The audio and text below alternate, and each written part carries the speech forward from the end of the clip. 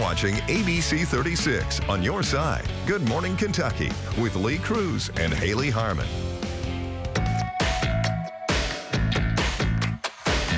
All right, welcome back. We're talking kids with Dr. Caitlin this morning. Lexington pediatrician, Dr. Caitlin Itty. Yes, and today our topic is something many of us unfortunately have experienced as kiddos. Swimmer's ear, an infection caused by getting water stuck in your ear. A lot of people spending time at waterways, pools, beaches, lakes, whatever this summer. And so we got Dr. Caitlin with us, and we're going to talk all about that. How to prevent it would be the best thing. Yeah. But anyway, good to see you this morning. Good to see you. So swimmer's ear, is getting water stuck in your ear. Is the most basic way to explain it. Yeah. And this is super common. It is very common. And it does tend to be, depending on the body of water, more common. So if you're in like a dirty body of water, like a lake or a river or a creek, clearly those aren't, sanitized with chlorine or saline to kind of kill those bacteria. So it's a little higher risk if you're kind of, we've been down swimming in the lake for a week and now their ear's hurting. Still can clearly get it from swimming pools, and typically that kind is caused by a specific bacteria called Pseudomonas. The thing about that bacteria is it's very tricky in that it kind of releases this like goo, so it kind of coats itself, which makes it allow to be able to stick better, and then just regular topical over-the-counter stuff can't really penetrate that goo, so then it just kind of festers and gets worse. And so those kinds, usually you'll see, one way to definitely tell or differentiate from, an outer ear infection, which is what swimmer's ear is, versus like an inner ear infection, is typically they don't have a preceding cold or snot, or, because usually when you have an inner ear infection, there's kind of that runny nose, cough, congestion leading up to it, because that is draining to the inside of the ear. Versus the outer ear infection, which is swimmer's ear, is just the ear canal is infected from the water getting into the ear. And so they don't have the congestion, they've been swimming usually, or they were in the bath for a long time yesterday.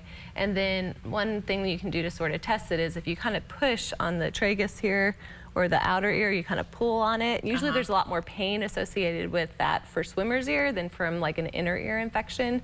So that's kind of a good way to just kind of test what's going on. You can try over-the-counter treatments. Usually those are kind of a mix of isopropyl alcohol and like a white vinegar, and those can kind of help if it's just a mild one. If it gets to where there's a lot of drainage and noticeable swelling and a lot of pain, we do recommend that you bring them in for us to take a look. And then that would be an antibiotic? Yeah, and that would typically be, usually the best thing is going to be kind of a combination ear drop where you have a steroid and an antibiotic all in one, because like I said, you have that bacteria that secretes that goo.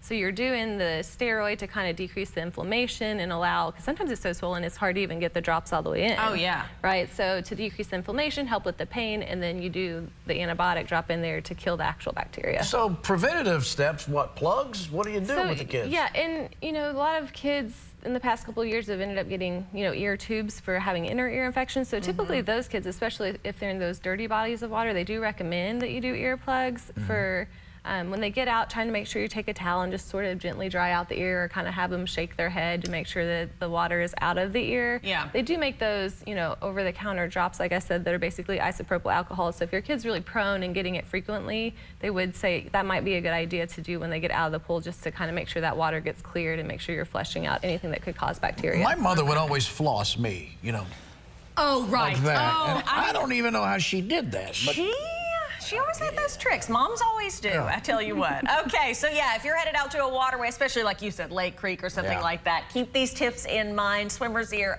you forget how bad it is till you have it again. There's some amoeba stuff in some of these lakes. And so there's different kinds. There's, fungus can infect your inner ear, bacteria, amoebas, that sort of thing. Be careful. Yeah, stay safe this summer whenever you are swimming. Dr. Caitlin, good to see you as always.